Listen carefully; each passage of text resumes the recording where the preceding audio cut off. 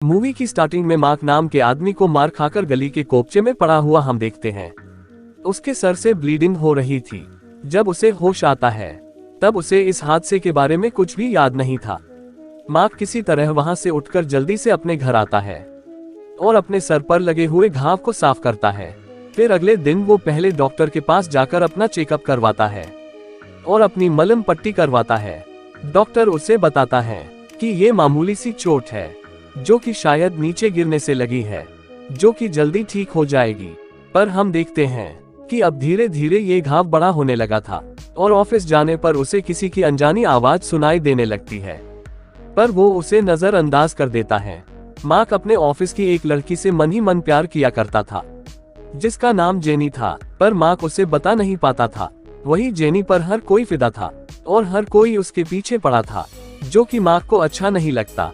एक दिन गलती से उसके हाथ पर चोट लग जाती है जिससे जेनी से पहली बार उसकी बात होती है और बाद में हम देखते हैं कि वो उसे पहचानती ही नहीं, हालांकि वो कई बार मिल चुके थे, जिससे मार्क काफी बुरा फील करता है।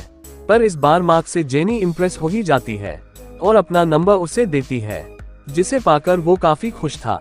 घर आकर मार्क जेनी को कॉल करने वाला था, तब फिर उसे वही अनजानी आवाज सुनाई देने लगती है। अब मार्क को लगता है कि ज्यादा स्ट्रेस की वजह से उसे ये आवाज सुनाई दे रही होगी, पर अब वो इस आवाज से इरिटेट हो चुका था और मार्क इस आवाज को चुप करने की कोशिश करता है, पर वो चुप नहीं होती। मार्क चीखता है कि ये आवाज आ कहां से रही है। तब वो आवाज बताती है कि मैं उसी सिर के घाव में से बोल रहा हूँ। जिसके बाद मार्क डरते हुए अपने घाव में हाथ डालकर किसी चीज को बाहर निकालता है, जो कि असल में एक पैरासाइट था, जिसे देखते ही वो बेहोश हो जाता है। अगले दिन उठने के बाद वो खुद को अपने दोस्त के साथ उसके घर में पाता है, जो कि उसे बताता है कि रात में उसने कई कांड किए थे और पूरी भसंडी मचा दी थी और जेनी को भी कई मैसेजेस करके पटा लिया था।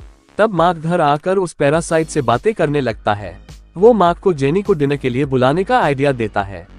असल में ये पैरासाइट इंसानी दिमाग खाकर ही जिंदा रहता था, जिसके कहने पर मार्क जेनी को डिनर के लिए अपने घर बुलाता है और उसके करीब जाने की कोशिश करने लगता है।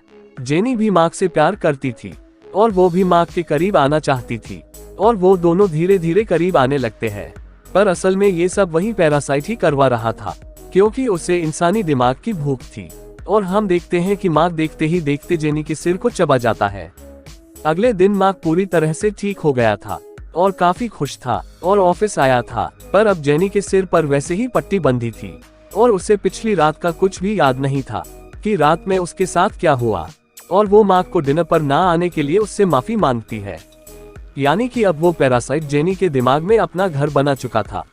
साथ ही बातें करते हुए अचानक मार्क को खांसी आने लगती है, जिसके मुंह से जेनी के सिर का कटा हुआ पार्ट निकलता है, जो कि मार्क अपने हाथ में छुपा लेता है।